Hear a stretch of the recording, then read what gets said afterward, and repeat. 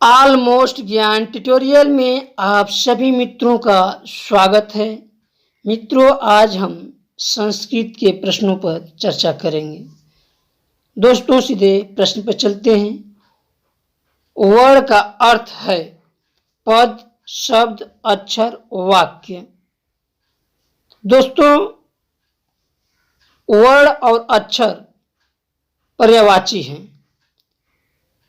दोस्तों, कई सारे वर्णों से शब्द बनते हैं, कई सारे शब्दों से वाक्य बनते हैं। दोस्तों, हमारा राइट आंसर सी हो जाएगा, अक्षर। अगला प्रश्न, स्वर के कितने भेद हैं? 2, 3, 4, 5। दोस्तों, आप लोगों ने पढ़ा होगा कि स्वर को हमने तृतीय विभाजन किया था, ह्रस्व, दीर्घ, प्लुत। दोस्तों, इसका राइट आंसर बी हो जाएगा। अगला प्रश्न, व्यंजन का दूसरा नाम है यण, शल, हल।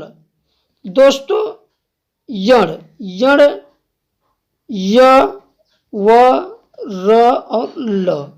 शल स, श, ह, श। और दोस्तों हल।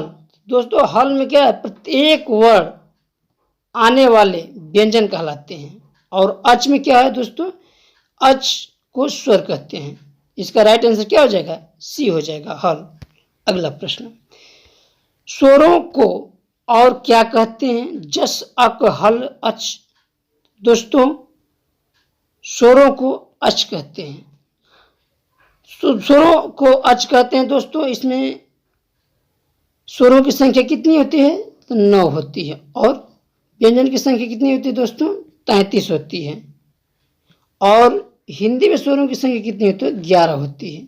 अगला प्रश्न, स्पर्श व्यंजन के अंतर्गत कौन कौन से वर्ण आते हैं? क से म तक,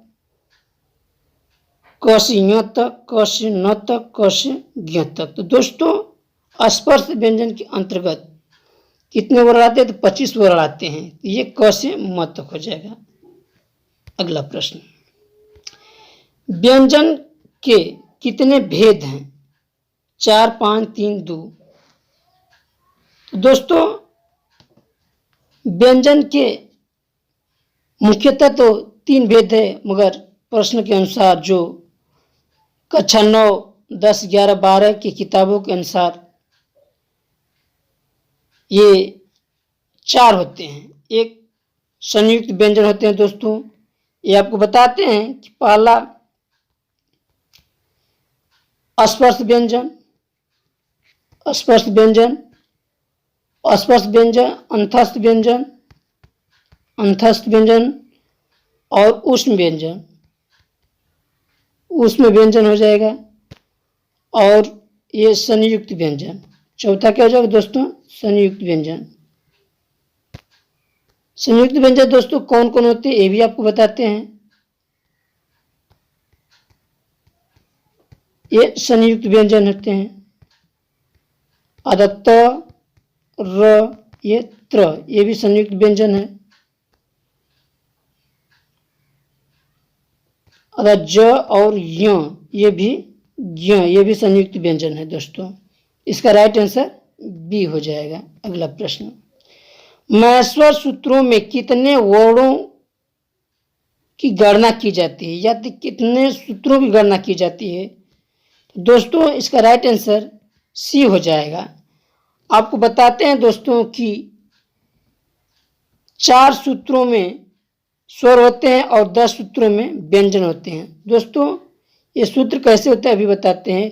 अ, इ, उड़, रील, ऋक, ए, ओंग, आय, औच, ह, य, व, रट, लड़, य, मंगड़म, झब, य, घड़, दस, जब, गढ़, दस, खप, छठ, चट, तव, कप, य, सख, सर, हल।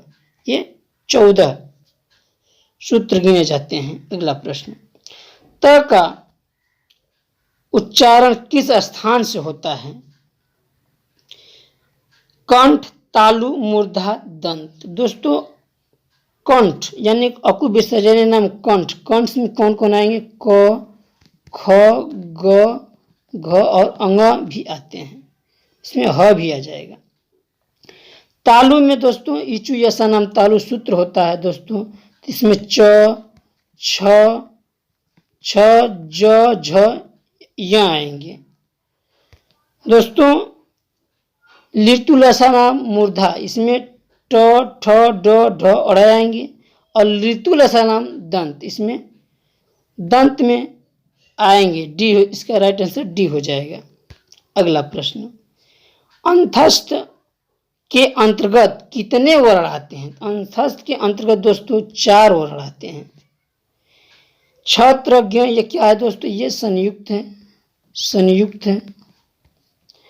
और अ ई उड़ क्या है? ये अप्रत्याहार है, अप्रत्याहार है। स श ह ये क्या है? सल प्रत्याहार है, सल प्रत्याहार। और य व र ल ये क्या है दोस्तों? ये अंतस्थ वर्ण है, इसका राइट आंसर सी हो जाएगा। अगला प्रश्न, अज प्रत्याहार के अंतर्गत आने वाले वर्णों का उल्लेख कीजिए।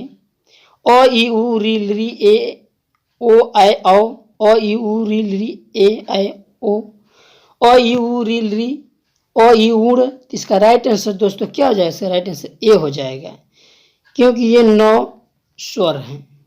अगला प्रश्न, दीर्घ संधि का उदाहरण है पावक, रमेश, श्रीश, सदा, सदैव। इसका राइट आंसर क्या दोस्तों हो जाएगा? इसका राइट आंसर सी हो जाएगा, श्रीश।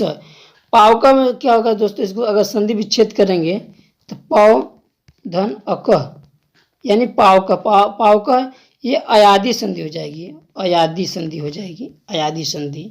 हमारा दोस्तों मार्कर ठीक नहीं चल रहा है। उसी तरह दोस्तों रमेशा में ये गुण संधि हो जाएगी, सदैव में ये वृद्धि संधि हो जाएगी। अब अगला प्रश्न, गुण संधि का सूत्र है इको यणची, आदगुण, अदेगुण, वृद्धि रेची। दोस्तों ये वृद्धि रेची ये क्या है? वृद्धि संधि का सूत्र है। ये इको यणची यण संधि का सूत्र है। और दोस्तों अकह सवर्णे दीर्घ, ये दीर्घ संधि का एक सूत्र होता है। इसका राइट आंसर क्या हो जाएगा? अदगुण, ये गुण संधि हो जाएगा दोस्तों, ये गुण संधि। इसका राइट आंसर बी हो जाएगा। अगला प्रश्न, राम सेते किस संधि का उदाहरण है दोस्तों? झलाम जस, जस, झलाम जसवंते, स्टूना स्टू, स्तो स्टूना। इसका राइट आंसर डी हो जाएगा, स्टो स्टूना। अगला प्रश्न, यथाशक्ति में कौन सा समास है? अव्ययी भाव, तत्पुरुष, द्वंद्व, बहुब्रीहि। तो यथाशक्ति में दोस्तों अव्ययी भाव समास हो जाएगा। अगला प्रश्न, पितरों में समास है तत्पुरुष, अव्ययी भाव, द्वंद्व, बहुब्रीहि। तो दोस्तों इसका राइट आंसर सी हो जाएगा, द्वंद्व समास हो जाएगा। देश विदेश में भी द्वंद्व समास रहेगा, देश विदेश में भी द्वंद्व समास रहेगा। बहुब्रीहि समास दोस्तों उसे कहते हैं जिसमें पहला पद दूसरा पद कोई पद प्रधान नहीं होता है, उसे बहुब्रीहि समास कहते हैं। अगला प्रश्न, कर्म कारक में कौन सी विभक्ति है दोस्तों? पंचमी, चतुर्थी, तृतीया, द्वितीया। इसका राइट आंसर क्या हो जाएगा? द्वितीया। अगला प्रश्न,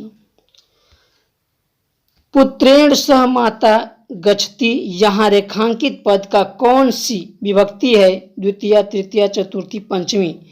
तो दोस्तों इसका राइट आंसर तृतीया हो जाए। तृतीया इसलिए हुआ सह, साकम, सार्धम के अर्थ में तृतीय विभक्ति होती है। अगला प्रश्न, अहम पुस्तकम पठामि को कर्मवाच्य में परिवर्तित कीजिए। मम पुस्तकम पठ्यते, मया पुस्तकम पठ्यते, मया पुस्तकः पठ्यते, मया पुस्तकः पठ्यते। इसका राइट आंसर दोस्तों बी हो जाएगा, मया पुस्तकम पठ्यते।